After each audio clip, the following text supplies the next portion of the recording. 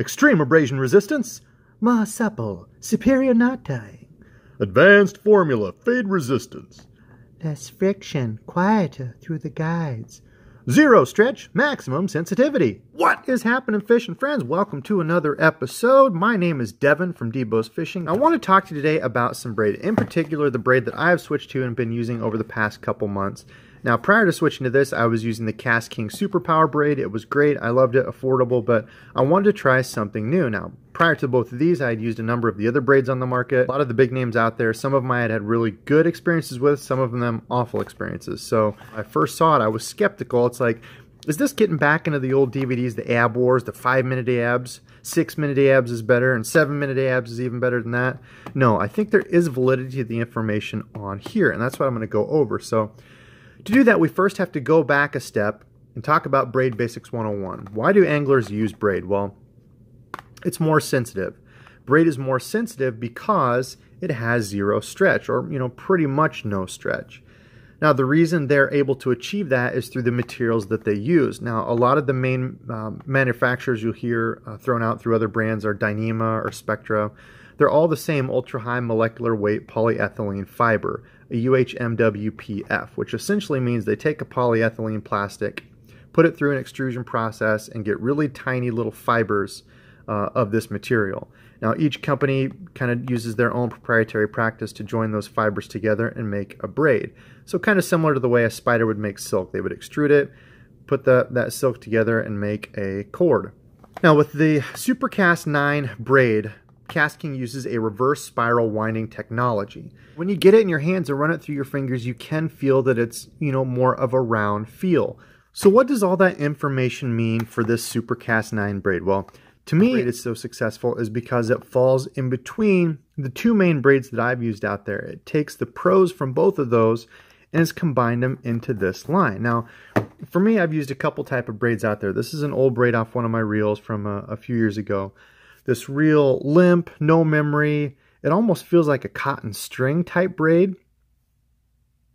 There's that kind, and then on the other end of the spectrum, I don't have any on me, but the braids out there that have a memory, they're often coated in some sort of like fluorocarbon or other material, or they're a composite where they combine different types of material and put it together in a braid. But those braids, you hold them out, they'll literally stay stuck straight out. So a little bit different than this. Now, each of those types of braids have their pros and cons. So when you look at this real limp, no memory braid, it casts really well. It doesn't have any memory. It's just like a string. So you can sling this stuff really far.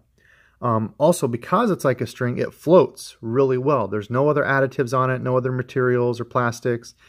It floats really well. Now, when you jump over to this other end, the real stiff stuff, not this, but the other kind over here, we'll say on the far right, it's smooth. If it's one of those that has like a fluorocarbon coating or some other sort of material coating on it, it comes through the guides really well. It's a lot quieter. It doesn't have that, kind of rope sound when you drag it through there. Kind of. It casts extremely well. It doesn't knot up. Now that kind of starts to get into the cons of these. Now, because this type of braid over here on the far right usually has some sort of coating on it, to me it's less likely to start to fray and become susceptible to abrasion while it has that coating. Now, no, I say while it has that. So when we start looking at the cons of these two different types of braids, this type of braid is horrible when it comes to backlashes. It knots up. You cannot get the knots out. If you try to pick it out, it starts to unfray and come apart. It's a nightmare. It also means that when it does catch and knot up inside there when you cast, this braid is a whole lot more susceptible to snap. And you know what I'm talking about. You set the hook real hard, the braid digs in a little bit, you throw a real hard cast after that, and the braid breaks. Braid has a real high tensile strength. It's really strong stuff, but it has zero give. It has no shock absorption, so it's really likely to snap. Unlike a mono or a copolymer that stretches, when it comes to a quick stop like that, it's got give to it. It can stretch. Braid's not going to do that. That's why it snaps in situations like that. Now, to me, this type of line is also a lot more susceptible to abrasion and catching on things and ripping and breaking because it is more of like a, a fibrous, clothy type line. catches on things, kind of like, you know, your socks. If it gets caught on Velcro, it kind of tears that material apart. And you can even see kind of there's a piece where it's doing it. Right there, it's kind of coming apart. And you can see those itsy bitsy little strands right there.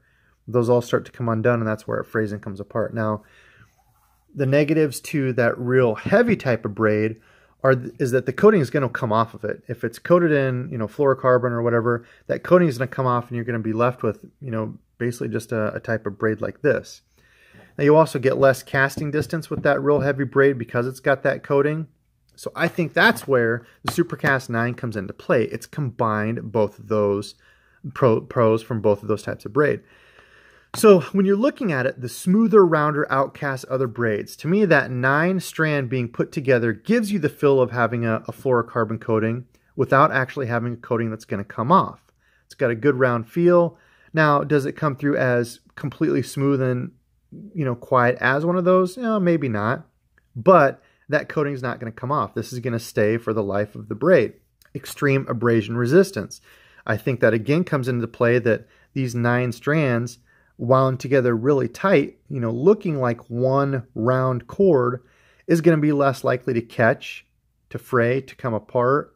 You know, like the clothy line, that stuff catches and starts coming apart. So that's where I think the abrasion resistance comes into play here. Now, more supple, superior knot tying.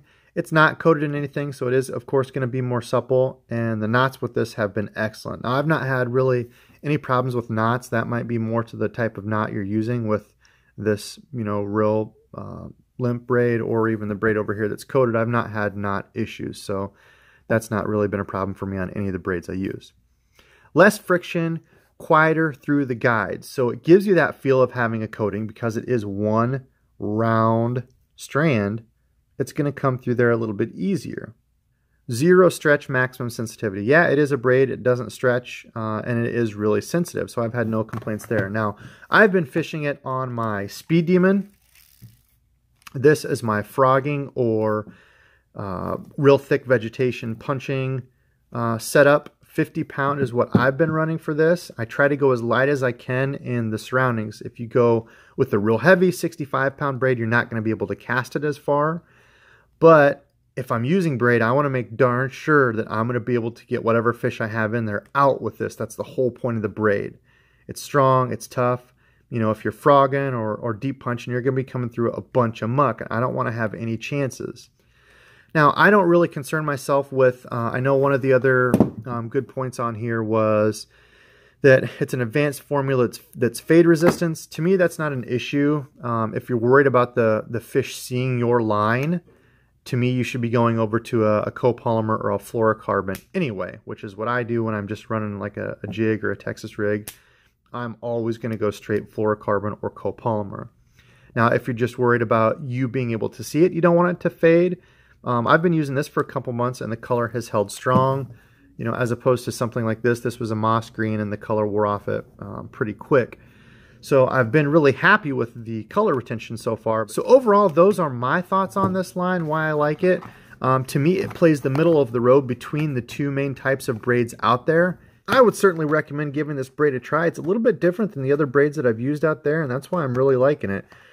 So let me know, what's the most important feature you look for in a braid when you're braid shopping? Let me know in the comments below. Again, I'm Devin from DEBO'S Fishing. If you have not already subscribed, I would highly recommend doing that for more informative videos like this one. And until next time, keep fishing fun.